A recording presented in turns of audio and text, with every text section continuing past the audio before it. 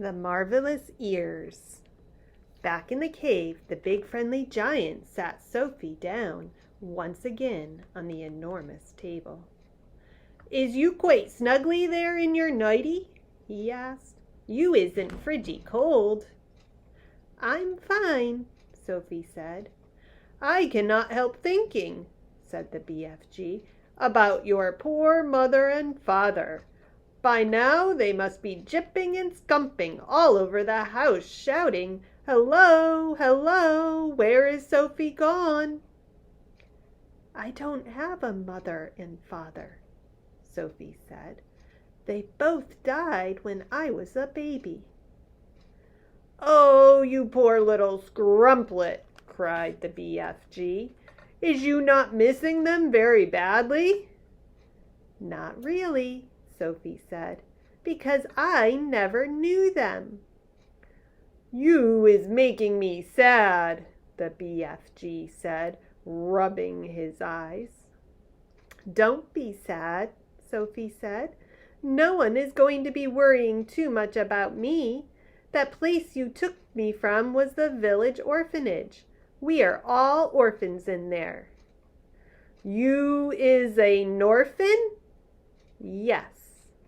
"How many is there in there?" 10 of us," Sophie said, "all little girls." "Was you happy there?" the BFG asked. "I hated it," Sophie said. "The woman who ran it was called Mrs. Clonkers, and if she caught you breaking any of the rules, like getting out of bed at night or not folding up your clothes, you got punished." "How is you getting punished?" "She locked us in the dark cellar for a day and a night without anything to eat or drink." "The rotten old Rotrasper!" cried the BFG. "It was horrid," Sophie said. "We used to dread it. There were rats down there. We could hear them creeping about." "The filthy old Fizzwiggler!" shouted the BFG. "That is the horridest thing I is hearing for years. You is making me sadder than ever." All at once a huge tear that would have filled a bucket rolled down one of the BFG's cheeks and fell with a splash on the floor. It made quite a puddle. Sophie watched with astonishment. "What a strange and moody creature this is," she thought.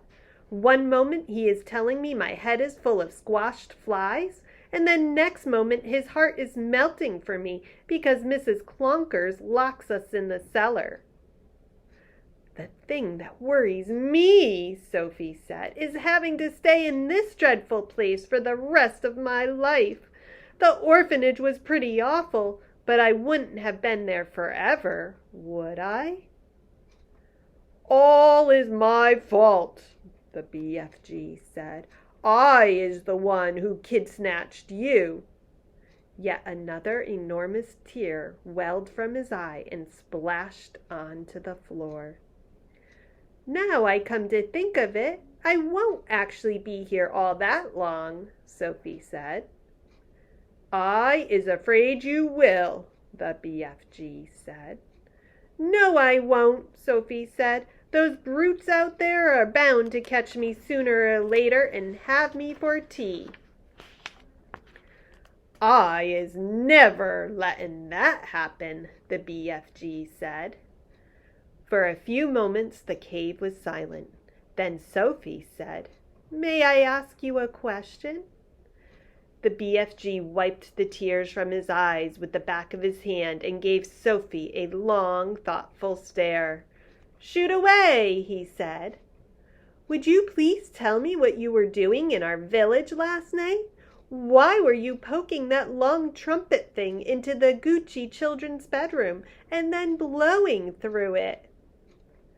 "Aha!" cried the BFG, sitting up suddenly in his chair. "Now we is getting nosier than a Parker." "And the suitcase you were carrying," Sophie said. "What on earth was that all about?" The BFG stared suspiciously at the small girl sitting cross-legged on the table. "You is asking me to tell you wopsy big secrets," he said. "Secrets that nobody is ever hearing before." "I won't tell a soul," Sophie said. "I swear it. How could I anyway? I am stuck here for the rest of my life." "You could be telling the other giants." "No, I couldn't," Sophie said. "You told me they would eat me up the moment they saw me." "And so they would," said the BFG. "You is a human being, and human beings is like strawbunkles and cream to those giants." "If they are going to eat me the moment they see me, then I wouldn't have time to tell them anything, would I?" Sophie said. "You wouldn't," said the BFG. "Then why did you say I might?" "Because I is brimful of buzzburgers," the BFG said. "If you listen to everything I am saying, you will be getting an earache." "Please tell me what you were doing in our village," Sophie said. "I promise you can trust me." "Would you teach me how to make an elephant?" the BFG asked. "What do you mean?" Sophie said. "I would dearly love to have an elephant to ride on," the BFG said dreamily. "I would so much love to have a jumbly big elephant and go riding through green forests, picking peachy fruits off the trees all day long. This is a sizzling, hot, muck-frumping country we is living in. Nothing grows in it except snozcumbers. I would love to go somewhere else and pick peachy fruits in the early morning from the back of an elephant." Sophie was quite moved by this curious statement. "Perhaps one day we will get you an elephant," she said, "and peachy fruits as well. Now tell me, what were you doing in our village?" "If you is really wanting to know what I am doing in your village," the BFG said, "I is blowing a dream into the bedroom of those children." "Blowing a dream?" Sophie said. "What do you mean?" "I is a dream-blowing giant," the BFG said. "When all the other giants is galloping off every what way in which to swallow human beings, I is scuttling away to other places to blow dreams into the bedrooms of sleeping children. Nice dreams. Lovely golden dreams. Dreams that is giving the dreamers a happy time." "Now hang on a minute," Sophie said. "Where do you get these dreams?" "I collect them," the BFG said, waving an arm towards all the rows and rows of bottles on the shelves. "I has billions of them." "You can't collect a dream," Sophie said. "A dream isn't something you can catch hold of." "You is never going to understand about it," the BFG said. "That is why I is not wishing to tell you." "Oh, please tell me," Sophie said. "I will understand. Go on. Tell me how you collect dreams. Tell me everything."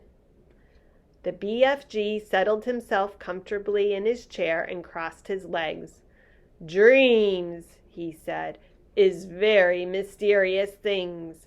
They is floating around in the air like little wispy misty bubbles, and all the time they is searching for sleeping people."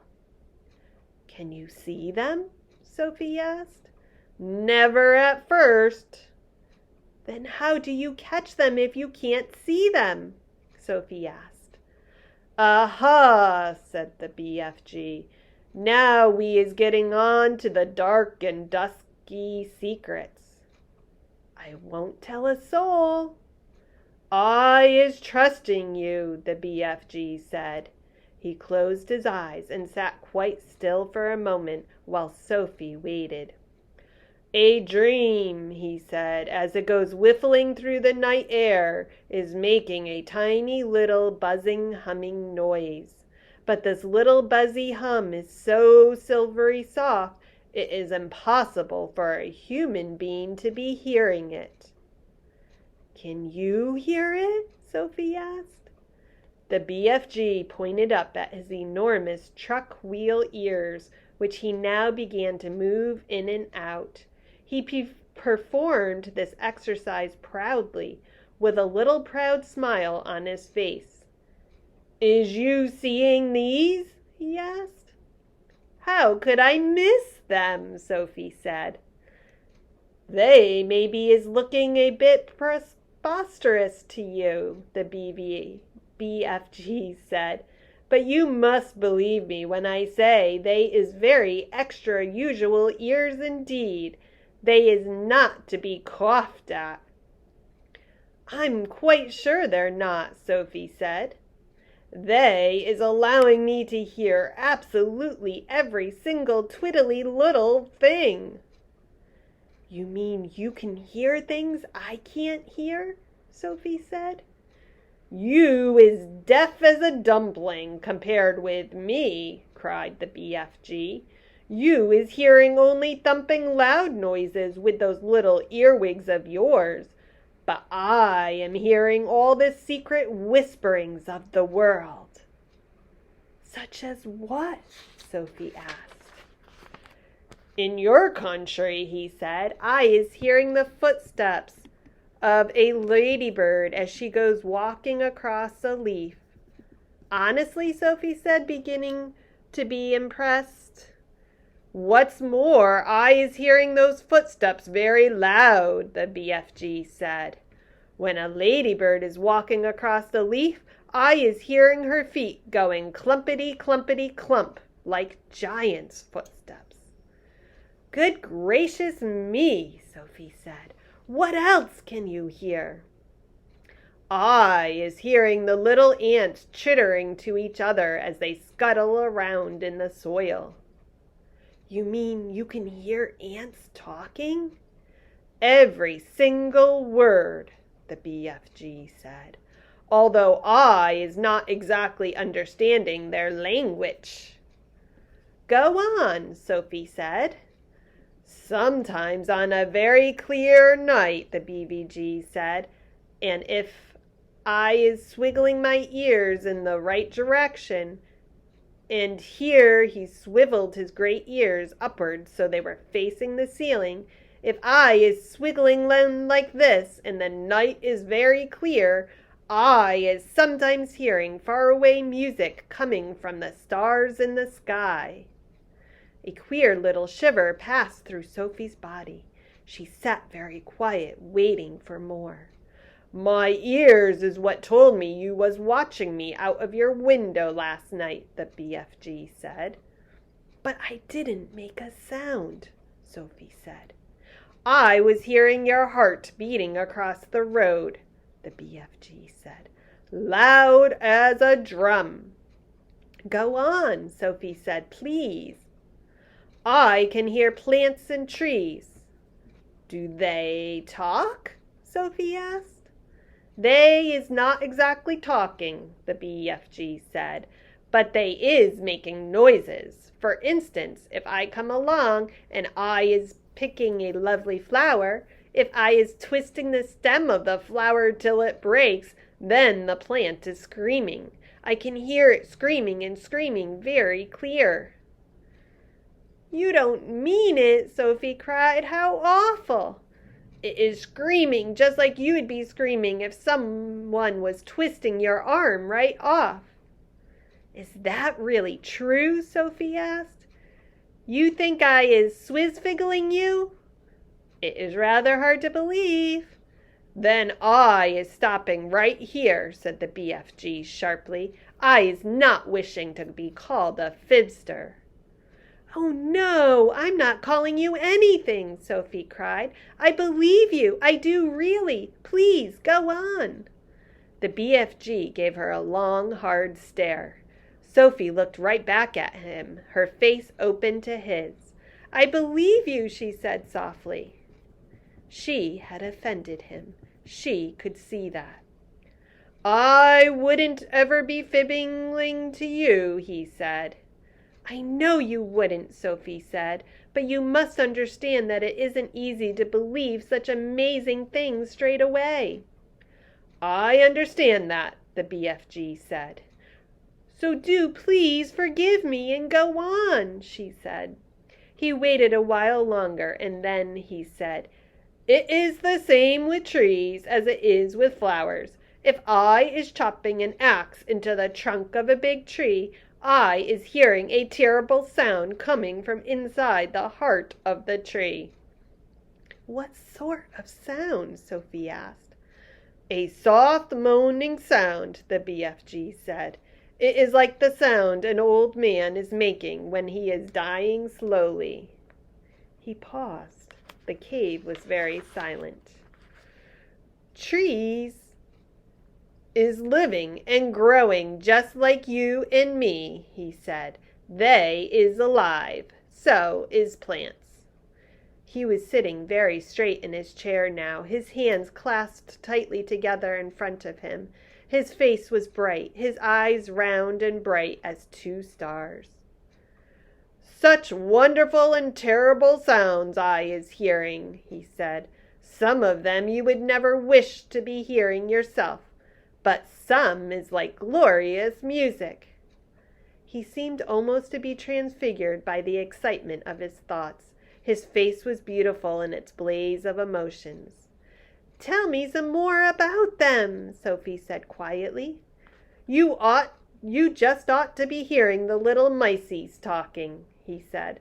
"Little miceies is always talking to each other, and I is hearing them as loud as my own voice."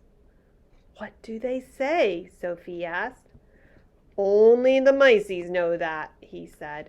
"Spiders is also talking a great deal. You might not be thinking it, but spiders is the most tremendous natterboxes. And when they is spinning their webs, they is singing all the time. They is singing sweeter than a nightingale." "Who else do you hear?" Sophie asked. "One of the biggest chatbags is the caterpillars," the BFG said. "What do they say?" "They is arguing all the time about who is going to be the prettiest butterfly. That is all they is ever talking about." "Is there a dream floating around in here now?" Sophie asked. The BFG moved his great ears this way and that, listening intently. He shook his head. "There is no dream in here," he said, "except in the bottles. I has a special place to go for catching dreams. They is not often coming to giant country." "How do you catch them?" "The same way you is catching butterflies," the BFG answered, "with a net." He stood up and crossed over to a corner of the cave where a pole was leaning against the wall. The pole was about 30 feet long, and there was a net on the end of it. "Here is the dream catcher," he said, grasping the pole in one hand. "Every morning I is going out and snitching new dreams to put in my bottles." Suddenly he seemed to lose interest in the conversation. "I is getting hungry," he said. "It is time for eat."